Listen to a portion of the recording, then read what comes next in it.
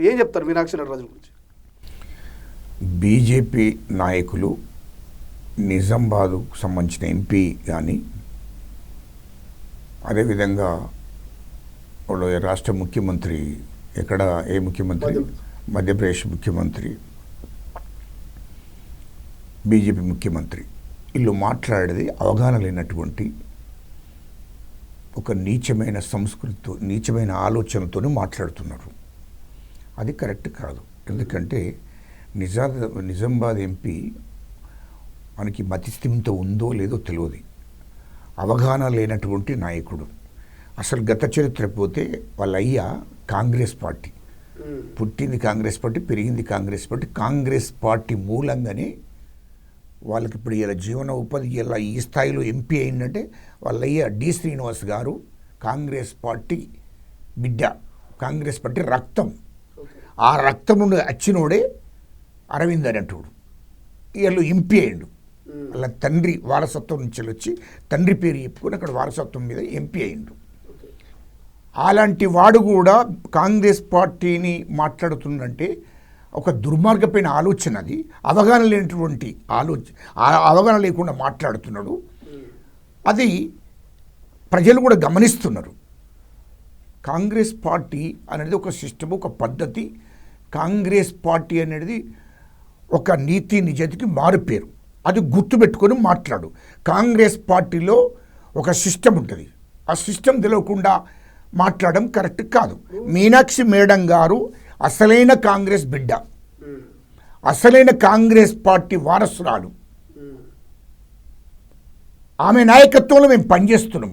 మా ముఖ్యమంత్రి గారు కానీ మా పిసిసి అధ్యక్షుడు కానీ ఈ రాష్ట్రంలో ఉన్న కాంగ్రెస్ నాయకత్వంతో ఆమె నాయకత్వం కింద పనిచేస్తున్నాం. సరే, ఇప్పుడు మీరు మీ పార్టీలో అందరూ మంచోళ్ళు అయితే మరి సమాచారం ఇచ్చిన దొంగలు ఎవరు?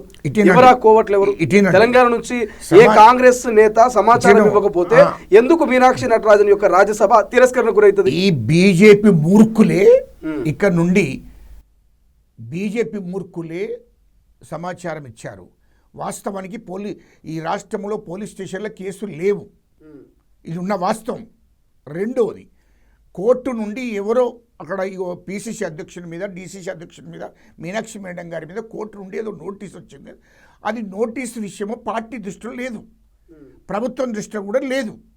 ఆ నోటీసులు అన్నట్టు ఇలా దాదాపు రోడ్ల మీద ఎవరి మీద ఏమైనా కానీ నోటీసులు వస్తుంటాయి, పోతుంటాయి. వీటిని పెద్దగా ఎవరు పట్టించుకునే పరిస్థితులు లేరు.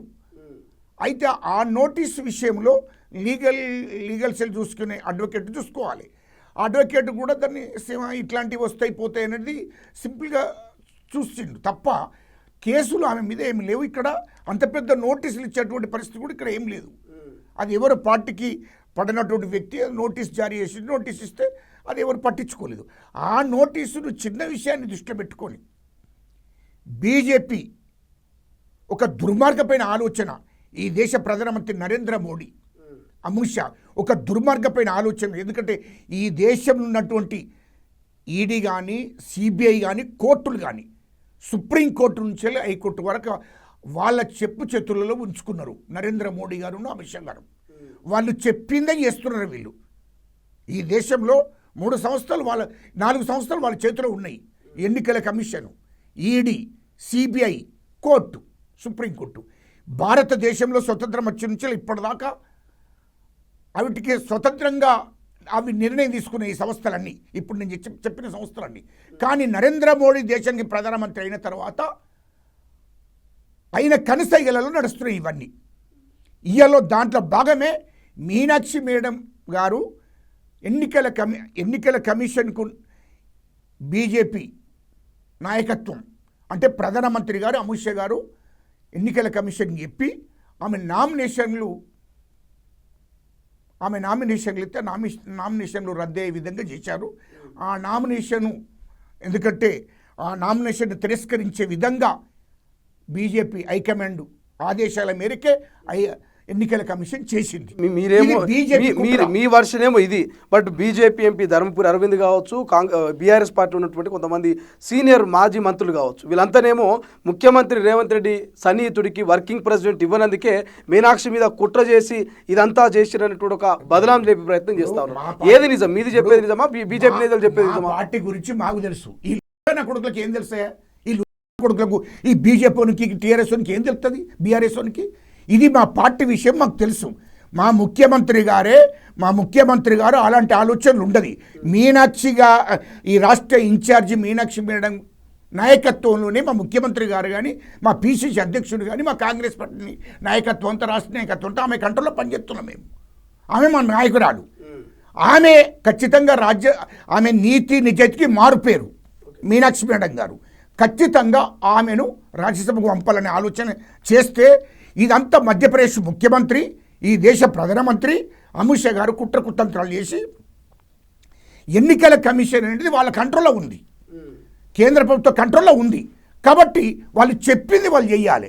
ఈమె నామినేషన్ని తిరస్కరించే విధంగా ఎన్నికల కమిషన్కు ఆదేశాలు ఇచ్చారు, అదే విధంగా చేశారు. ఆమెకు రాజ్యసభ రాకుండా చేసిందే బీజేపీ, అక్కడున్న ముఖ్యమంత్రి, దేశ ప్రధానమంత్రి గారు. ఎన్నికల కమిషన్ అనేది బీజేపీ నరేంద్ర మోడీ కంట్రోల్లో ఉంది, ఆయన చెప్పు చేతుల్లో ఉంది ఎన్నికల కమిషన్ అనేది. ఇది వాస్తవం.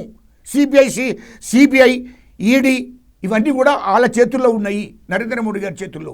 చివరికి వస్తే కోర్టులు కూడా సుప్రీంకోర్టు నుంచి ఇక్కడ దాకా కన్సైగలలో నడుస్తున్నాయి. మరి కన్సైగల్లో నడుస్తున్నాయి కోర్టులు అంటున్నారు. మరి మళ్ళీ అది సుప్రీంకోర్టుకు మళ్ళీ వెళ్ళారు, మాకు న్యాయం కావాలంటున్నారు. మరి ఎందుకు వెళ్ళారు? ఎక్కడ న్యాయం జరుగుతుంది? వాస్తవాలు ఎక్కడ జరుగుతున్నాయి? ఎక్కడ న్యాయం జరుగుతుందో ఈ దేశ ప్రజలు ఆలోచిస్తున్నారు. ఈ దేశ ప్రజలు ఏం జరుగుతుందో మొత్తం గమనిస్తున్నారు. సిబిఐ ఏం చేస్తుంది, ఈడీ ఏం చేస్తుంది, ఎన్నికల కమిషన్ కూడా ఏం చేస్తుంది, కోర్టులు కూడా ఏం చెప్తున్నాయి, ఏం చేస్తున్నాయి, ఎవరు చెప్తే చేస్తున్నాయి అనేది కూడా క్లారిటీగా ఈ దేశ ప్రజలు చూస్తున్నారు.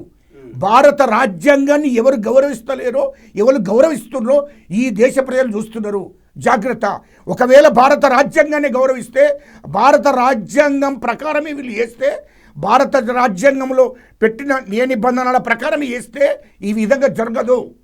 ఇప్పుడు కిషన్ రెడ్డి మొన్న మాట్లాడుతూ రాహుల్ గాంధీకి ప్రధాని అయ్యేటువంటి యోగ్యత లేదు, ఆ రకమైనటువంటి అర్హత కూడా లేనటువంటి కామెంట్ చేసిండు. సో ఎట్లా చూస్తారు? రాహుల్ గాంధీ నిజంగా ప్రధాని అయ్యే అవకాశం లేదా? రాహుల్ గాంధీ గురించి మాట్లాడే అర్హత కిషన్ రెడ్డికి లేదు. కిషన్ రెడ్డి మా రాహుల్ గాంధీ గోటికి కూడా సరిపోడు, ఆ స్థాయి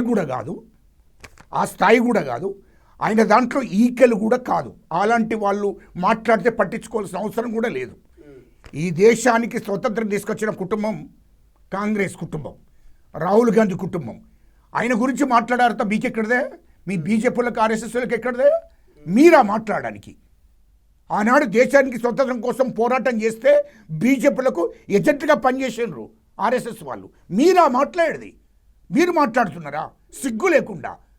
అదేవిధంగా ఇయ్యల్లో ఇంకో విషయం కూడా, ఈ దేశంలో సంబరాలు చేసుకుంటున్నట్టు బీజేపీ వాళ్ళు. నాకు అర్థం కావడం లేదు. నరేంద్ర మోడీ గారు 12 సంవత్సరాలు పరిపాలన చేసిండని, 12 సంవత్సరాలు ఈ దేశానికి ఉరగబెట్టింది ఏందో అర్థం కాలే. ఈ దేశానికి ఏ ఉరగబెట్టితే మరి ఎందుకు సంబరాలు చేసుకుంటున్నామో మాకు అర్థం కాలేదు. రెండోది, మా నెహ్రూ గారిని, ఈ దేశానికి స్వాతంత్రం తీసుకొచ్చిన నెహ్రూ గారికి ఆకాశానికి భూమికి ఎంత తేడా ఉన్నదో అంత తేడా ఉంది నరేంద్ర మోడీ గారు. నరేంద్ర మోడీ గారు ఏంటి, ఎందుకు సంబరాలు చేసుకుంటున్నావా? ఏంటిది? నెహ్రూ గారు అంటే ఏమనుకుంటున్నావు? నెహ్రూ గారు ఈ దేశానికి స్వతంత్ర పోరాటంలో పాల్గొన్నాడు, ఈ దేశానికి స్వతంత్రం తీసుకొచ్చినటువంటి నాయకుడు నెహ్రూ గారు. వాళ్ళ తండ్రి వాళ్ళ ఉన్న ఆస్తులు ఈ దేశం కోసం ఖర్చు పెట్టారు. వాళ్ళకున్న ఆస్తులన్నీ ఈ దేశం కోసం ఖర్చు పెట్టారు. ఈ దేశానికి స్వతంత్ర పోరాటం చేస్తున్నటువంటి ఉద్యమ నాయకులకందరూ కూడా వాళ్ళ డబ్బును ఖర్చు పెట్టి ఉద్యమం చేశారు. ఈ దేశానికి స్వతంత్రం తీసుకొచ్చినటువంటి కుటుంబం ఏదైనా ఉంటే అది నెహ్రూ కుటుంబమే. అది గుర్తుపెట్టుకోవాలి. ఈ దేశ ప్రజలందరికీ కూడా తెలుసు. నెహ్రూ గాంధీ లేకపోతే ఈ దేశానికి స్వతంత్రం వచ్చేది కాదు.